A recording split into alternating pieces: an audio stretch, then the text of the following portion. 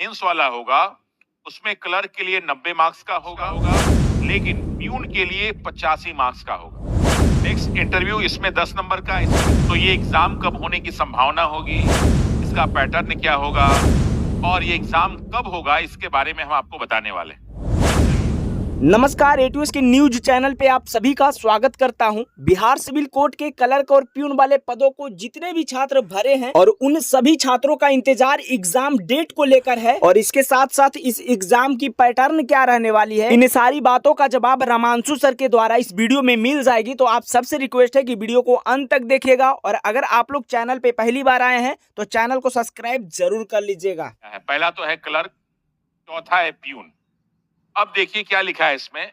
तो एग्जाम होगा, लिखा हुआ है प्रीलिमिनरी टेस्ट पीटी, फिर लिखा हुआ है रिटेन टेस्ट यानी मेंस, और फिर लिखा है इंटरव्यू, और चौथा एक और लिख दिया गया है क्या, टाइपिंग हिंदी और इंग्लिश, शॉर्ट हैंड हिंदी और इंग्लिश, और कंप्यूटर प्रोफिशिएंसी टेस्ट।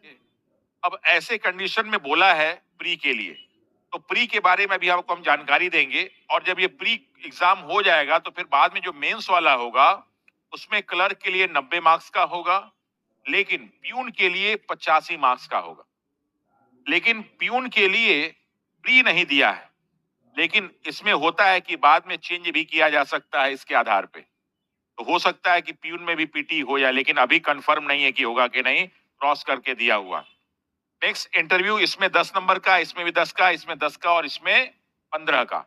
पिछली बार वो पोस्ट इंटरव्यू से ही भर ली गई थी और ये सारी पोस्ट मेन से भर ली गई थी। कुछ में ही क्लर्क वाले में ही पीटी का एग्जाम हुआ था। तो देखिए, और फिर जब ये शॉर्ट हैंड की बात आती है तो इसमें देखिए पूरा का पूरा दिया हुआ है किस हिसाब से होगा ये, तो अभी आपको बताएंगे। लेकिन यहाँ पे शॉर्ट हैंड और टाइपिंग नहीं होने वाला, यहाँ भी शॉर्ट हैंड टाइपिंग ये सब नहीं होने वाला। तो जब हम लोग देखते हैं, और फिर लिखा है कि minimum qualifying for the marks will be 40%। Interview के लिए आप तभी जाएंगे जब कम से कम 40% पा जाएं, वरना जाने वाले आप नहीं। फिर लिखा है कि preliminary test based on the syllabus subject provided for the written test. जो इसके लिए सिलेबस दिया है उसी आधार पे पीटी होगा। पीटी के लिए कोई अलग सिलेबस नहीं दिया हुआ। ठीक है कि सन 2016 में सिविल कोर्ट का पीटी एग्जामिनेशन हुआ था। उसका पैटर्न क्या था, इसमें जनरल स्टडीज के 25 क्वेश्चन पूछे गए थे और सबका 1 मार्क्स था, तो ये 25 मार्क्स। मैथमेटिक्स के भी 25 क्वेश्चन थे और पीटी उसका मार्क्स था 1, तो 25 मार्क्स। जनरल इंग्लिश का भी 25 क्वेश्चन था, 25 मार्क्स। सामान्य हिंदी 25 मार्क्स, यानी इसमें कहीं भी रीजनिंग नहीं है। क्या है भाई, तो GK GS, maths, general English और सामान्य हिंदी। इसका कोर्स क्या है मैं बताऊंगा, परेशान होने की जरूरत नहीं। और ये टोटल 100 क्वेश्चन 100 मार्क्स के। अगर आप गलत करते हैं तो ना ही कोई नेगेटिव मार्किंग नहीं, तो इसमें नेगेटिव मार्किंग नहीं है। अगर आप छोड़ दिए तो 0 और नेगेटिव भी हुआ तो 0। नेगेटिव मार्किंग इसमें नहीं, गलत हो गया तो 0 ही रहेगा। तो ये पिछली बार जो एग्जाम हुआ था उसका पैटर्न है सिविल कोर्ट के लिए।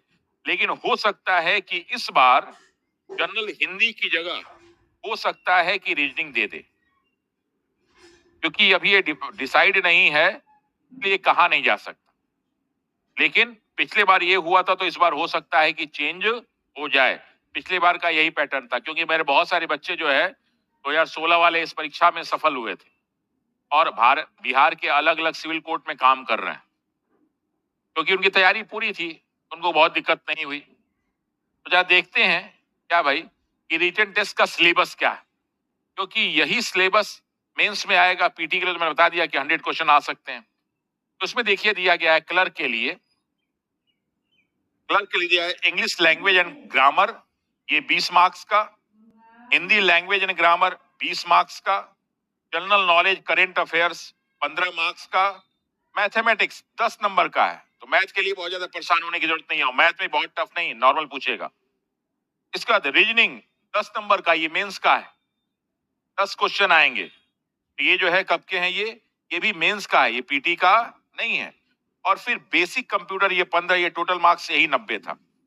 और प्यून के लिए देखिए, तो प्यून के लिए जो है इंग्लिश लैंग्वेज 15, हिंदी लैंग्वेज 35, यानी इसमें हिंदी का महत्व क्या हो जाएगा, बढ़ जाएगा, सिलेक्शन हिंदी करवाएगा। इसके अलावा इसमें जीके जीएस नहीं होता, फिर क्या आ जाएगा इसमें, फिर इसमें मैथ बढ़ जाता है, यानी मैथ की इंपॉर्टेंस बढ़ जाएगी। रीजनिंग नहीं है यहाँ पे, कंप्यूटर प्रोफिशिएंसी टेस्ट नहीं है, यानी इसके लिए 35 मैथ, 35 हिंदी और 15 इंग्लिश, तब ये हो जाएगा। ये 85 नंबर ये आ जाएगा और 15 नंबर का इसमें क्या आ जाएगा आपका इंटरव्यू। तो ये मेंस का है। अब अगला थोड़ा सा डिस्कस कर लेते हैं कि भाई सिलेबस क्या है। तो सिलेबस बहुत ही आसान है, लेकिन आपको सब कुछ पढ़ना पड़ेगा। तो उसमें क्या है लिखा है कि written test shall consist the following subject. यही आपका प्री के लिए भी है सिलेबस, और यही आपका मेंस के लिए, कोई अलग सिलेबस नहीं है, एक ही सिलेबस है। तो अब क्या लिखा है कि इंग्लिश में क्या पूछेगा, तो इंग्लिश में मार्क बहुत सारी चीजें नहीं पूछ देगा। लेटर राइटिंग आपको पूछेगा कि कोर्ट में कैसा लेटर लिखा जाता है। फिर एस्से होगा, आपको एस्से दिया जाएगा, एस्से लिखना है। फिर प्रिसाइज होगा, चीजों को छोटा करना। कॉम्प्रिहेंशन होगा और वोकैब्स होगा, सिनोनिम्स एंटोनिम्स, ये सारी चीजें। छोटा सा सिलेबस है, बहुत बड़ा सिलेबस नहीं है। नंबर ऑफ क्वेश्चन लिमिट है, तो बहुत कुछ नहीं पूछा कि एसएससी की तैयारी करके जा रहे हैं, काम भर की चीजें पढ़ के जानी। फिर आ जाता है हिंदी लैंग्वेज। हिंदी लैंग्वेज मेरा बहुत ही अच्छा है, तो उसमें ग्रामर 20 मार्क्स से पूछा क्या, तो इसमें भी लेटर राइटिंग है, सेम वही वाला। इसमें भी एस्से है, इसमें भी संक्षेपण है, प्रिसाइज करना है। इसमें भी कॉम्प्रिहेंशन और वोकैब्स है, वही वाला जैसा इंग्लिश में है। जैसा इंग्लिश में सेम टू सेम हिंदी में, ये हिंदी में होगा आपका। ठीक, अगला जो है नेक्स्ट, इसमें आगे बढ़ते हैं। तो लिखा है मैथ्स। तो मैथ का कोर्स भी बहुत बड़ा नहीं है, लिमिटेड कोर्स है, लेकिन आपको थोड़ा बहुत पढ़ना पड़ेगा। तो लिखा है कि the test shall comprise questions on the topic, क्या क्या होगा, बॉड मास। फिर लिखा क्या है कि problem based on time and distance, समय और दूरी वाला, जिसमें ट्रेन और आदमी और खंबे के चलने और आने जाने की बात होती है, दो ट्रेनों गुजरने की बात होती है। टाइम एंड वर्क, महिला पुरुष बच्चे कितने दिन को इतने काम को इतने दिन में करते हैं, इतने दिन को कितने काम करेंगे, वो। कैलकुलेशन, सिंपल कंपाउंड इंटरेस्ट, साधारण और चक्रवृद्धि ब्याज के बारे में, और रेशियो और प्रपोर्शन, अनुपात के बारे में, ये आपसे पूछा जाएगा।